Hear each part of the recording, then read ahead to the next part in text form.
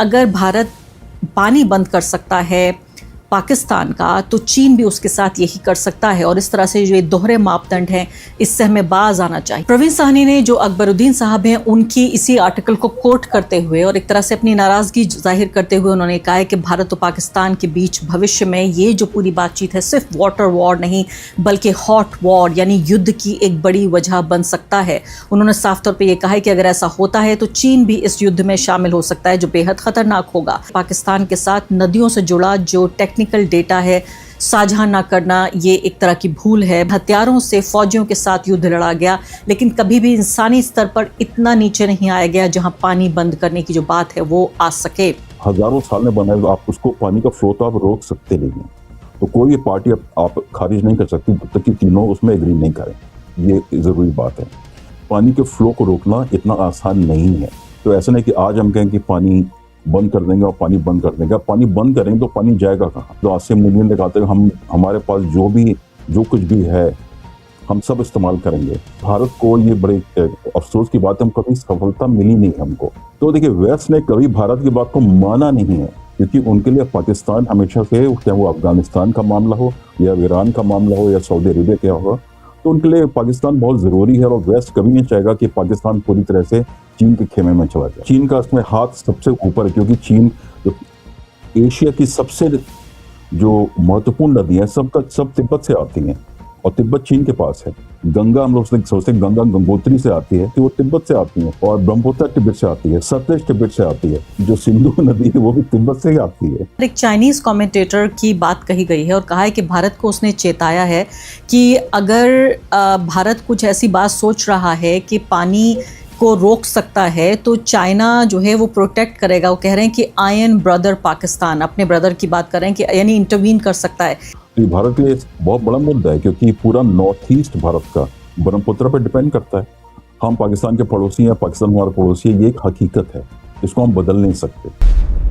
पिछली बार जब सिंदूर ऑपरेशन का जो पूरा दौर चल रहा था, उस बार हमने देखा कि भारत के कुछ लोग, कम से कम जो सो कॉल्ड पॉलिटिकल इन्फ्लुएंसर्स हैं, वो कह रहे थे कि पाकिस्तान की बिसात क्या है, हम उनका पानी बंद कर देंगे। इस तरह की बातें कही जा रही थी। लेकिन फ़िलहाल अभी जबकि माहौल ये है कि कभी भी बातचीत दोनों देशों के बीच शुरू हो चुकी है, हो सकती है, यहाँ तक कि श्रीलंका में दोनों देशों के न सिर्फ के नेता बल्कि दोनों देशों के जो खुफिया एजेंसियों के लोग हैं वो भी आपस में मिले। यानी कि उधर मिलिट्री के लोग और उधर रॉ के लोगों के भी मिलने की खबरें कम से कम छपी। वो अलग बात है कि आधिकारिक रूप से कभी इस बात की पुष्टि नहीं हो सकी। ऐसे में इंडस वाटर ट्रीटी को लेकर एक नई बहस छिड़ गई है। 2 आर्टिकल छपे हैं, श्याम सरन और अकबरुद्दीन साहब। दोनों IFS ऑफिसर्स हैं, दोनों महत्वपूर्ण पदों पर रह चुके हैं। अकबरुद्दीन जो हैं वो UN में भारत के परमानेंट रिप्रेजेंटेटिव होकर रिटायर हुए हैं और श्याम सरन भी बहुत बड़े विशेषज्ञ माने जाते रहे हैं भारत की तरफ से। अगर देखा जाए, दोनों ने अलग अलग पॉइंट ऑफ व्यू के साथ आर्टिकल्स लिखे हैं। अकबरुद्दीन साहब फरमाते हैं कि भारत को दबाव में लाने की कोशिश कर रहा है ह्यूमन राइट्स और ह्यूमैनिटेरियन कॉज की बात लेकर पाकिस्तान, लेकिन भारत को टेररिज्म की बात पर अड़े रहना चाहिए। ये आर्टिकल उन्होंने खासकर लिखा है, Islamabad has turned the dispute over Indus water treaty into narrative warfare.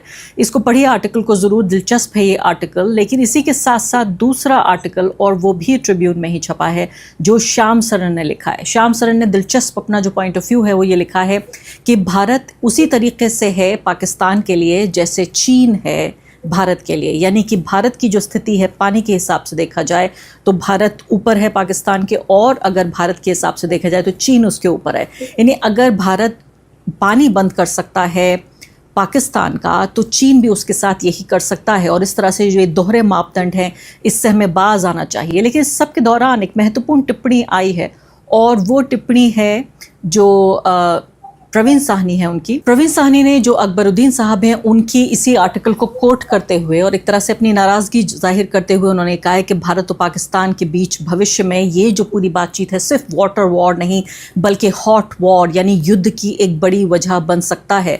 उन्होंने साफ तौर पर यह कहा है कि अगर ऐसा होता है तो चीन भी इस युद्ध में शामिल हो सकता है, जो बेहद खतरनाक होगा। उनके मुताबिक सबसे ज़्यादा नुकसान है वो दक्षिण एशिया को होगा, जिसमें भारत भी उसका एक अहम हिस्सा है। और साथ साथ वो ये कह रहे हैं कि जो क्लाइमेट चेंज है वो एक बहुत बड़ी हकीकत है। सबको इस बात को समझना चाहिए, इस बात को ध्यान रखना चाहिए, काफ़ी गंभीर होता जा रहा है।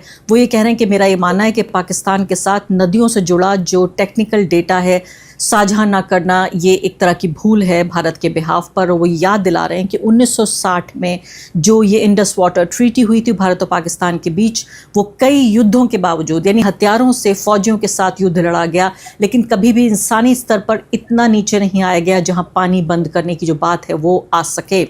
तो पूरे तरीके से ये कह रहे हैं कि 1960 के बाद अब तक कभी ऐसा नहीं हुआ है, और पानी और परमाणु ठिकाने दोनों ऐसे हैं जिनको राजनीति और युद्ध से अलग रखना चाहिए। वो ये भी कह रहे हैं, उन्होंने एक जानकारी भी दी है, 1991 से भारत और पाकिस्तान हर साल 1 जनवरी को एक दूसरे को अपने परमाणु ठिकानों की सूची भी देते हैं ताकि एक दूसरे के बीच भरोसा बना रहे, और एक तरह की जो सभ्यता और संस्कृति है उसकी विरासत का भी ये एक हिस्सा है। तो मैंने आपको इंडस वाटर ट्रीटी पर ये 3 महत्वपूर्ण चीज़ें हैं जो मैंने आपको याद दिलाई हैं, और ख़ास सिद्धार्थ वरदराजन का ये ट्वीट भी देखते जाइए जिसमें वो खासकर इस दोहरेपन का जिक्र कर रहे हैं और शाम सरन के इस आर्टिकल को कोट भी कर रहे हैं। तो भारत और पाकिस्तान के बीच क्या एक तरफ पानी बंद करने की बात, या एक तरह से इंडस वाटर जो ट्रीटी है वो सस्पेंशन में या एक तरह से निष्क्रिय तौर पर उसका स्थिति में होना, और दूसरी तरफ बातचीत की राह लेना, किस तरह से इसको देखा जाए? बहुत टेक्निकल मुद्दा है। सबसे पहले मैं कहना चाहूंगा कि इंडस वाटर ट्रीटी जो भारत पाकिस्तान के बीच में है, अपने आप में कोई बहुत अच्छी ट्रीटी नहीं है।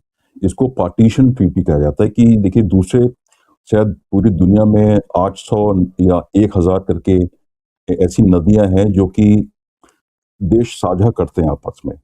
उनको वाटर शेयरिंग ट्रीटी कहा जाता है कि आप पानी शेयर करते हैं, पानी को साझा करते हैं। इसमें क्या हुआ है कि नदियों का बंटवारा हो गया। 3 नदियां जो ऊपर की हैं, सिंधु, झेलम और चिनाब, ये पाकिस्तान के हक में दी गई है, और नीचे की जो 3 है, सतलज, ब्यास और रावी, वो भारत के हक में दी गई है। हालांकि सतलज का पानी भी पाकिस्तान जाता है, क्योंकि पूरी तरह से ये पानी का जो सिस्टम है, नदियों का, इसको सिस्टम कहा जाता है। तो वो तो हजारों साल में बना है, तो आप उसको पानी का फ्लो तो आप रोक सकते नहीं है। इसको खारिज नहीं किया भारत ने, ये बहुत जरूरी, क्योंकि इसमें 3 पार्टीज है, भारत है, पाकिस्तान है और वर्ल्ड बैंक है। तो कोई भी पार्टी आप खारिज नहीं कर सकती जब तक कि तीनों उसमें एग्री नहीं करें। ये जरूरी बात है। जहां तक मुझे लगता है कि जो भारत ने जो पाकिस्तान को हम कह सकते हैं धमकी दी है, इसमें सिंबोलिज्म बहुत ज्यादा है, क्योंकि पानी के फ्लो को रोकना इतना आसान नहीं है। उसके लिए आपको बहुत स्टोरेज बनाने पड़ेंगे, बहुत डैम बनाने पड़ेंगे, और वो प्रक्रिया जो है लगभग 10, 15, 20 साल लगते हैं डैम को बनाने में। तो ऐसा नहीं कि आज हम कहें कि पानी बंद कर देंगे और पानी बंद कर देंगे। पानी बंद करेंगे तो पानी जाएगा कहाँ? पानी हम स्टोर तो कर नहीं सकते लद्दाख में या कश्मीर के किसी भाग में। आप उस पानी का क्या करेंगे? तो एज ए सिंबॉलिक जेस्चर उन्होंने कहा कि जो डेटा शेयर करना बंद कर दिया है, ये कितना पानी पाकिस्तान को जा रहा है, वो डेटा शेयर नहीं हो रहा है। और लेकिन जो पाकिस्तान का रिएक्शन आया, खास करके जब ये भारत ने इसकी घोषणा की थी, तो आसिम मुनीर ने कहा था कि हमारे पास जो कुछ भी है हम सब इस्तेमाल करेंगे। तो उसका लोगों ने अंदाजा लगाया कि शायद ये न्यूक्लियर ऑप्शन की बात कर रहे हैं। और आजकल तो पाकिस्तान के हुक्मरान जो हैं, अगर देखा जाए तो आसिम मुनीर ही हैं, जो उनकी पोजीशन जो है बहुत ही स्ट्रांग पोजीशन में है। तो उनका ये कहना मेरे ख्याल से बहुत ही ज्यादा उनका रिएक्शन था, बहुत स्ट्रांग रिएक्शन था। तो पानी का मुद्दा क्योंकि इतना बेसिक है खेती के लिए, लोगों के रहने के लिए, पाकिस्तान जिस देश में, क्योंकि एक ही नदी है उनके पास, कोई ज्यादा नदी है नहीं, तो भारत चाहेगा उन पर दबाव बने, और जब बातचीत करने आए तो टेररिज्म का जो मुद्दा, जो भारत के लिए बहुत ही हमेशा से फंडामेंटल रहा है, भारत हर मंच पे इस मुद्दे को उठाता रहा है। हमको बहुत उसमें सफलता नहीं मिली है कभी भी, क्योंकि दुनिया उससे बात करने को तैयार नहीं है। भारत भी ये चाहता है कि पाकिस्तान से बातचीत हो। श्रीलंका में हमने देखा है बाकायदा इन लोगों की जो बातचीत के एक तरह से सबूत मिले हैं और खबरें छपी हैं। तो जो अगर बातचीत होगी तो भारत की कोशिश होगी कि बातचीत हो, तो वो पानी का मुद्दा उठाएंगे, तो हम जो है टेररिज्म का मुद्दा उठाएंगे। और टेररिज्म के मुद्दे पे भारत को ये बड़े अफसोस की बात है, हम कभी सफलता मिली नहीं हमको। मुझे याद है कि जब 9 सितंबर 11 का हादसा हुआ था न्यूयॉर्क में, तो मैं न्यूयॉर्क में था उस वक्त इंडियन एक्सप्रेस के साथ। तो अटल बिहारी वाजपेयी जी की सरकार थी उस वक्त, और भारत सरकार ने कहा कि अब दुनिया को पता चल गया कि भारत कितना आतंकवाद का कितना हमने सफर किया आतंकवाद की वजह से। तो भारत ने कोशिश की कि हम एक तरह से उनके साथ एक गठबंधन करेंगे, वेस्ट के साथ, यूएस के साथ। और हुआ क्या? जॉर्ज बुश ने परवेज मुशर्रफ को बुलाया वॉशिंगटन में और कहा कि ये हमारे साथ सहयोगी हैं आतंकवाद में लड़ने के लिए।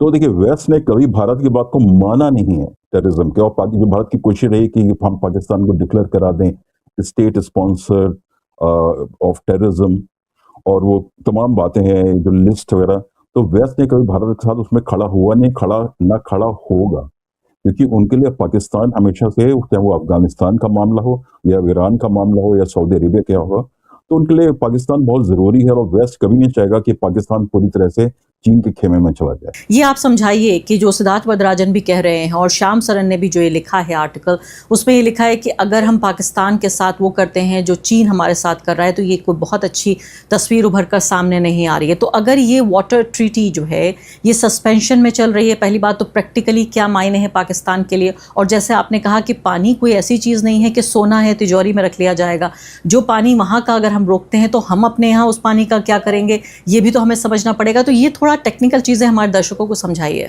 देखिए, जहां तक चीन की बात है, आपने चीन का मुद्दा उठाया, तो चीन को जो करना है वो करेगा, उसको कोई रोक नहीं सकता, ठीक है। और चीन का इसमें हाथ सबसे ऊपर है, क्योंकि चीन जो एशिया की सबसे जो महत्वपूर्ण नदी है सब तिब्बत से आती हैं और तिब्बत चीन के पास है। अभी चीन ने एक घोषणा की है कि वो 160 बिलियन डॉलर का डैम बना रहे हैं ब्रह्मपुत्र पे, यहाँ पे वहां पे उनका नाम अलग है, और वो दुनिया का सबसे बड़ा डैम होगा। अब भारत की और चीन की कोई संधि, कोई ट्रीटी है नहीं ब्रह्मपुत्र के बारे में, तो वो उसका पूरा पानी कितना रोकेंगे, कितना भारत को देंगे। वो नदी पहले भारत में आती है, फिर बांग्लादेश में जाती है। उसके बारे में लोगों ने बड़ी आशंकाएं जताई हैं। बर्मा चलानी जैसे लोग जो चीन को बहुत समझते हैं, इसके बारे में काफी लिखा है उन्होंने। मुझे याद है 20-30 साल पहले उन्होंने लिखा था कि जो फ्यूचर भविष्य की जो जंग होगी वो पानी को लेके होगी, और उसमें चीन का बहुत बड़ा हाथ होगा, क्योंकि एशिया की सबसे महत्वपूर्ण नदियां, चाहे वो भारत में आती है, देखिए गंगा, हम लोग सोचते हैं गंगा गंगोत्री से आती है, लेकिन गंगा की दो बड़ी ट्रिब्यूटरीज घाघरा कोसी वो तिब्बत से आती हैं, तिब्बत से आती है, और ब्रह्मपुत्र तिब्बत से आती है, सतलज तिब्बत से आती है, और जो सिंधु नदी है वो भी तिब्बत से ही आती है, जो कि चीन तो चीन का तो बहुत बड़ा हाथ है उसमें। लेकिन सबसे बड़ा मुद्दा यहाँ पे है कि हम अगर कहते हैं कि पाकिस्तान को हम पानी देना बंद करेंगे, तो क्या प्रैक्टिकल है, क्या हम कर सकते हैं, उसके लिए क्या कदम उठाए जाएंगे? जो अभी वहां पे 2-3 डैम हैं, उनकी इतनी कैपेसिटी नहीं है कि आप पानी को रोक सकें, तो उसके लिए और डैम बनाने की जरूरत होगी, उसमें अरबों खरबों का खर्चा होगा। और ये पूरा जोन देखिए, लद्दाख का, कश्मीर का ये पूरा जोन है, ये सीस्मिक जोन है, यहाँ पे बड़े बड़े भूकंप आते रहे और आ चुके हैं। वहां पे डैम बनाना कोई समझदारी की बात नहीं है। ये भारत और पाकिस्तान में बहुत बड़ा खतरा ये भी है कि आप इतना बड़ा डैम बना के वहां पे बैठ गए और जब भूकंप आ गया तो क्या होगा। देखिए, जब टिहरी डैम बना था, मुझे याद है, तो बहुत ही उसका विरोध हुआ था, और उसका विरोध होने की एक वजह ये भी थी कि हिमालयज में, हिमालय का जो पूरा क्षेत्र है वो पूरा सीस्मिक जोन है, भूकंप आते रहे हैं वहां पे। तो ये बातें तो हो रही हैं कि हम पानी रोक देंगे और ये कर देंगे वो कर देंगे, लेकिन पानी को रोकना इतना आसान नहीं है। और अगर पानी रोक भी सकते हैं तो केवल गर्मी के मौसम में रोक सकते हैं, क्योंकि गर्मी का मौसम जब होता है तो वो पानी कम होता है। चाहे भारत और पाकिस्तान सब जानते हैं कि जो किसान जो है वो मानसून के पानी पर डिपेंड करते हैं, और मानसून के पानी पर आप कुछ कर नहीं सकते। मानसून का पानी भी नदी में ही जाता है, जब ग्लेशियर पिघलते हैं उसको आप कुछ नहीं कर सकते। पाकिस्तान में बहुत सारे ग्लेशियर, जो नॉर्दर्न एरियाज बोलते हैं, वो जो हम पीओके कहते हैं, वहां भी बहुत सारे ग्लेशियर्स हैं, उनका पानी भी नदी में आता है। भारत कुछ ऐसी बात सोच रहा है कि पानी को रोक सकता है, तो चाइना जो है वो प्रोटेक्ट करेगा। वो कह रहे हैं कि आयन ब्रदर पाकिस्तान, अपने ब्रदर की बात कर रहे हैं कि यानी इंटरवीन कर सकता है। वो याद दिला रहे हैं कि हम ऊपर हैं, अगर आप कोई एक्शन प्लान कर रहे हैं पाकिस्तान के ऊपर तो हम ऊपर हैं, और हम वही पोजीशन में हैं जहां भारत पाकिस्तान के साथ है। इसको कमेंटेटर की बात को कितना सीरियसली लिया जाए? चाइनीज कमेंटेटर्स जनरली बहुत हॉकिश नहीं बोलते हैं वो, और अधिकारी तो वहाँ के कुछ बोलते ही नहीं है। वो चाइनीज अपना काम चुपचाप करते हैं। और जैसे मैंने कहा कि ब्रह्मपुत्र पे वो इतना बड़ा, दुनिया का सबसे बड़ा डैम अभी जो है, 3 गॉर्जेस डैम, वो चाइना में है, और ब्रह्मपुत्र पे जो डैम बना रहे हैं वो उससे 3 गुना ज्यादा बड़ा होगा, 3 गुना ज्यादा उससे बिजली वो निकालेंगे। 160 बिलियन डॉलर की लागत से उसको बना रहे हैं। तो ये भारत के लिए बहुत बड़ा मुद्दा है, क्योंकि पूरा नॉर्थ ईस्ट भारत का ब्रह्मपुत्र पर डिपेंड करता है, और फिर बांग्लादेश भी उस पर डिपेंड करता है, और फिर गंगा और ब्रह्मपुत्र जाके वहां पे बांग्लादेश में मिलती हैं। तो ये तो देखिए, मुझे नहीं लगता कि चीन को अगर जरूरत है, अगर सिंधु के ऊपर डैम बनाने की या सतलज के ऊपर, तो बनाएंगे वो, उसको आप कुछ रोक नहीं सकते। और खासकर जब हमारी उनके साथ कोई ट्रीटी नहीं है, तो आप किस आधार पर उनको रोकेंगे? तो मेरे ख्याल से अगर समझदारी से हम काम लें, तो भारत पाकिस्तान को जो ये इंडस वाटर ट्रीटी को फिर से बातचीत करके इसको वाटर शेयरिंग ट्रीटी में बदलना चाहिए। अभी क्या है कि नदियों का बंटवारा हो चुका है, ये 3 नदियां आपके पास हैं, 3 नदियां हमारे पास हैं, इसका पानी आपके पास जाएगा, इसका पानी हमारे पास जाएगा। उसको निगोशिएट करना कोई बुरी बात नहीं है। दोनों न्यूक्लियर आर्म्ड कंट्रीज हैं, खतरनाक है सब कुछ। जंग के इस दौर में अगर भारत और पाकिस्तान के बीच बातचीत शुरू होती है तो क्या ये भी टेबल पर आना चाहिए? बिल्कुल होना चाहिए कि देखिए, अब दुनिया में आप हर चीज बदल सकते हैं, अपनी ज्योग्राफी नहीं, आप नहीं बदल सकते, अपना भूगोल नहीं बदल सकते। हम पाकिस्तान के पड़ोसी हैं, पाकिस्तान हमारा पड़ोसी है, ये एक हकीकत है, इसको हम बदल नहीं सकते। आप पड़ोसी तो अपना नहीं बदल सकते, तो क्या करेंगे? आपको उनको पानी उनके साथ शेयर करना ही पड़ेगा। तो आइडियली तो होना चाहिए कि हम एक नया ट्रीटी बनाए, नई संधि बनाए, उसे बातचीत करें कि 6 नदियां हमारे बीच में हैं, उसका पानी हम किस आधार पर शेयर कर सकते हैं। देखिए, 1960 में ये ट्रीटी बनी थी, वर्ल्ड बैंक ने उसकी मध्यस्थता की थी, बनी थी। 1960 से अब हम 2026 में हालात बहुत बदल चुके हैं। और देखिए, अभी जो भविष्य में हमारे जो पूरा खित्ता है, भारत पाकिस्तान में और बांग्लादेश में बहुत सारी परेशानियां आने वाली हैं, जो कि क्लाइमेट चेंज की वजह से ग्लेशियर्स पिघल रहे हैं, उनका साइज जो है कम होता जा रहा है। तो अगर लड़ाई होगी, तो पानी के मुद्दे पर लड़ाई हो सकती है। अगर आपके पास पानी नहीं है, तो जीवन हो ही नहीं सकता। लेकिन क्योंकि भारत पाकिस्तान के बीच में देखिए इस तरह की ना कोई व्यापार हो रहा है, ना तिजारत हो रही है, ना हमारी एम्बेसी वहां पे ठीक से काम कर रही है, पूरी तरह से काम कर रही है। उनकी एम्बेसी, हाई कमीशन भी पूरी तरह से काम नहीं कर रहा है भारत में। और अगर बैठेंगे तो बहुत सारे मुद्दों पे बात होनी चाहिए, और पानी के मुद्दे पे बात होनी चाहिए, और टेररिज्म पे भी बात होनी चाहिए। क्या दोनों हुकूमतें इस बात पे एग्री करेंगी? कहना मुश्किल है अभी, लेकिन अगर कोशिश हो रही है तो अच्छी बात है।